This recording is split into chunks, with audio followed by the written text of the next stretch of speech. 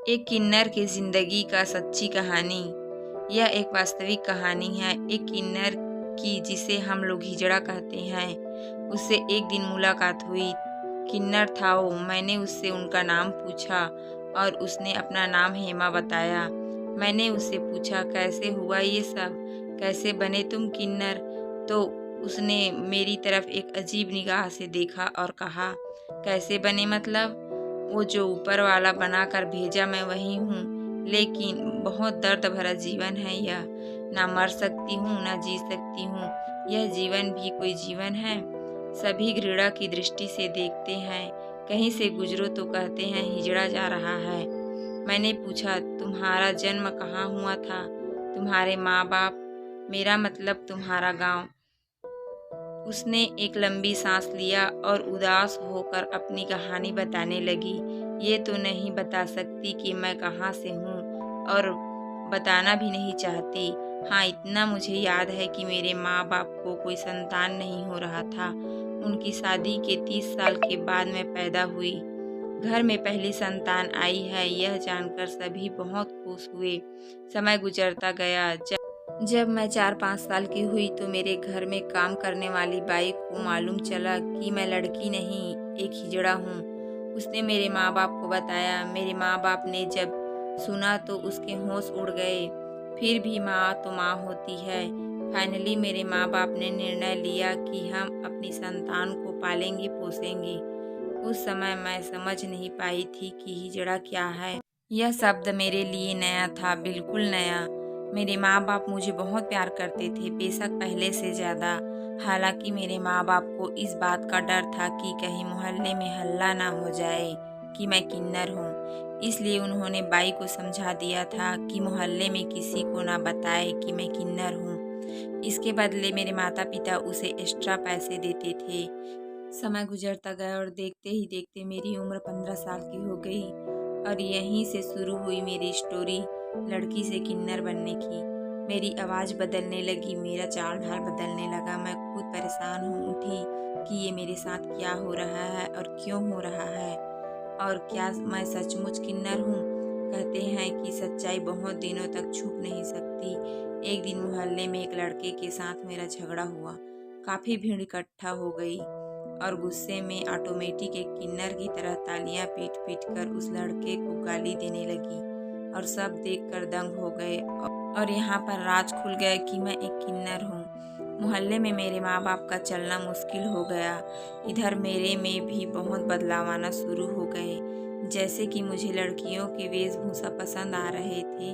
मैं कभी माँ की साड़ी पहन लेती थी, कभी मुझे समीज सलवार पहनने का मन करता था, कभी लिपस्टिक और चूड़ियाँ पहन लेती थी। अब मुझे भी विश्वास हो चुका था कि मैं ना तो मर्द हूँ ना ही औरत, मैं एक किन्नर हूँ। थोड़े दिनों बाद ही मेरे घर पर एक किन्नर समुदाय से कुछ किन्नर पहुँचे और मेरे माँ बाप से मुझे मांगने लगे, यह कहकर कि आपकी संतान आपका समाज का नहीं है, इसका समाज अलग है और हम इसे अपने कम्युनिटी में लेकर जाएंगे।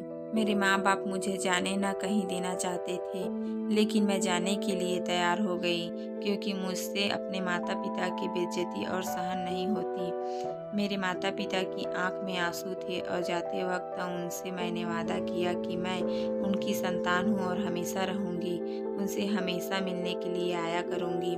इतना कहते कहते हेमा की आंखों में आंसू आ जाते हैं और वो सिसकते हुए कहती है, आज 10 साल हो गए, लेकिन यहाँ आने के बाद मुझे कभी हिम्मत ही नहीं हुई कि अपने माँ बाप से मिलने जाऊँ, क्योंकि ये ज़िंदगी नरक की ज़िंदगी है और मैं सोचती हूँ कि अब कौन सा चेहरा लेकर उसके पास जाऊँ, क्योंकि मुझे खुद से और खुद की ज़िंदगी से बहुत घिन होती है। लेकिन उनकी बहुत याद आती है। बचपन में ही उन्हें पता चल गया था कि मैं किन्नर हूँ, फिर भी उन्होंने मुझे बहुत प्यार दिया और उसके बाद उतना प्यार कभी किसी ने नहीं दी। कहते कहते हेमा फपक फपक कर रो पड़ती है। मेरी आंखों में आंसू आ गए थे। मैंने हेमा के कंधे पर हाथ रखा और सांत्वना देते हुए कहा, हेमा, जो तकदीर में लिखा होता है वही होता है और वही मिलता है। शायद भगवान को यही मंजूर था, पर तुम बहुत खुशनसीब हो कि तुम्हारे माँ बाप ने सच जानने के बाद भी इतना प्यार दिया था। और बहुत साहसी भी हो कि अपने माँ बाप की इज्जत के लिए तुमने अपना रास्ता चुना। हेमा अपने आँख के आंसुओं को पोंछते हुए कहती है, घिन आता है मुझे इस समाज पर और समाज के लोगों पर। हम किन्नर हैं मगर हम भी तो किसी के संतान हैं। हिजड़ा से नफरत है लेकिन हिजड़े का आशीर्वाद लेने के लिए लोग दौड़े चले आते हैं।